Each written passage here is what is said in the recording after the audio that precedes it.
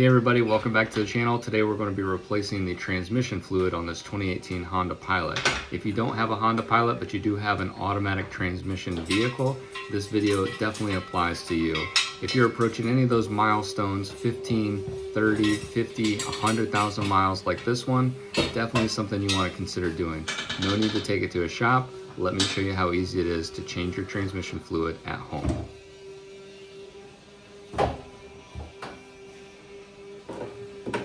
All right, once we've got it up on the stands, I noticed that where the jack stand is supposed to go on that center spot is just kind of in the way for getting this 3/8 bolt out of there. So far in the way. Humble it.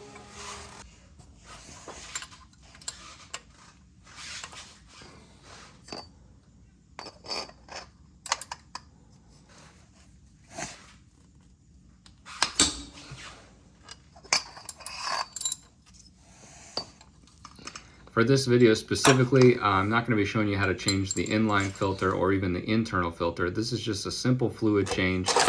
Look for that video to come in the future. Right now, we're just going to take this bolt out and we're going to let that transmission fluid drain out into the pan. We want to make sure that we have something to collect this in because obviously it's going to make a huge mess, but more importantly, we want to know how much fluid we're taking out of the vehicle so we can know how much fluid to put back in the vehicle.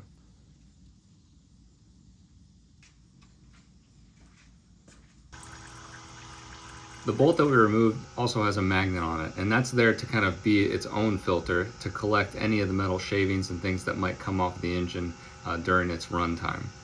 You can see here that it was definitely overdue for a fluid change, just based on this alone.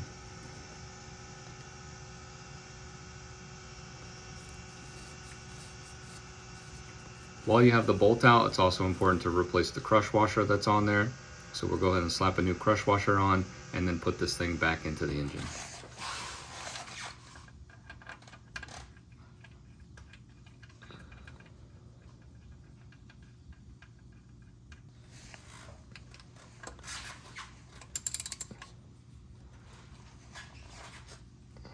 Now that you've got it back in place, it's just as simple as snugging it up and then taking the pan out.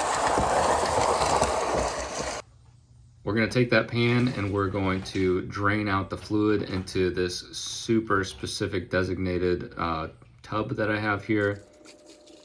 This container is going to fill up, it's about a gallon, truthfully, so that's going to let us know how much fluid we need to put back into the engine.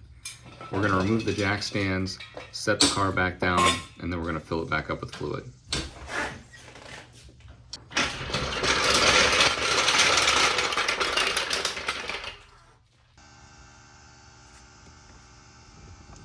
With the hood up and the plug out, you can see all the way down in there. That's what we're aiming for to refill the transmission fluid. So you're going to definitely need a long funnel or some sort of transfer pump so you don't make a huge mess trying to put this fluid back in the car.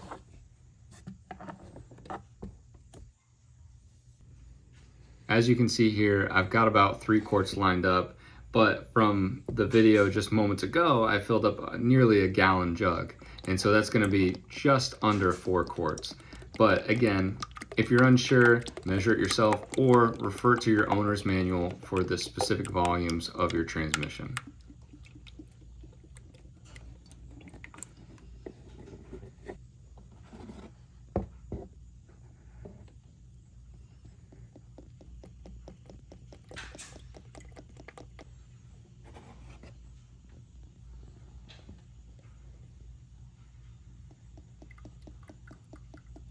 And that's about it, you guys. A very simple and easy thing that you can do on your own at home with very minimal tools.